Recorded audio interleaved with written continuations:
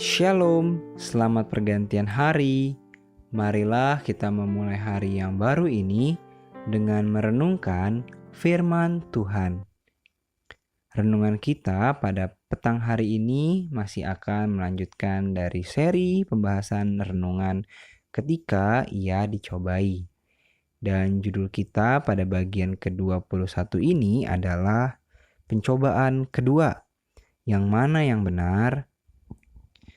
Apakah kalian tahu ada sedikit perbedaan antara kitab Matius dan Lukas dalam menceritakan kisah pencobaan Yesus?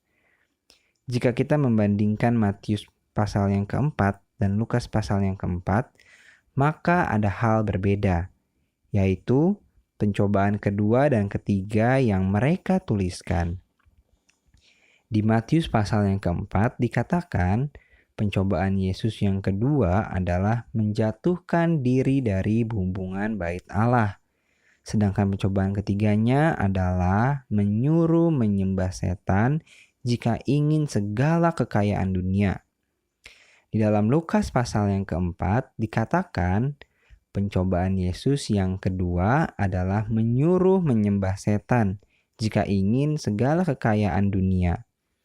Sedangkan pencobaan ketiganya adalah menjatuhkan diri dari bumbungan bait Allah. Mana dari kisah ini yang sesuai kronologis? Pencobaan kedua yang sesuai kronologis adalah yang ditulis oleh Matius. Mengapa demikian? Ada dua alasan. Yang pertama, karena dalam Matius pasal yang keempat, ada kisah di mana Tuhan berkata, "Enyahlah iblis," yaitu tertulis di dalam Matius 4 ayat yang ke-10. Lalu iblis pun pergi meninggalkan dia.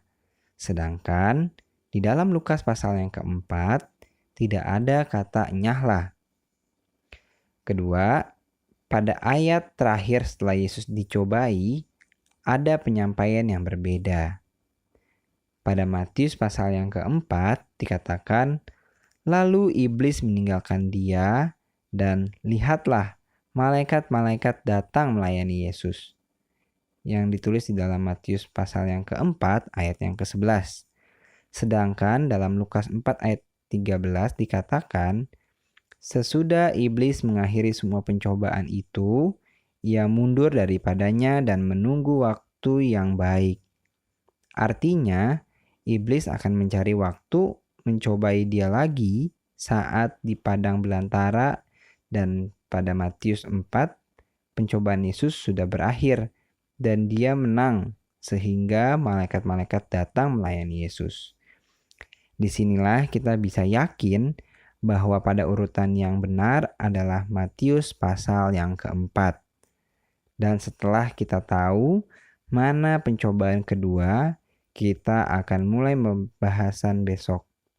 Dari sini, kita belajar untuk lebih lagi menyelidiki Alkitab agar mengetahui kronologis dengan lebih baik. Selamat pergantian hari dan Tuhan memberkati kita semua. Amin.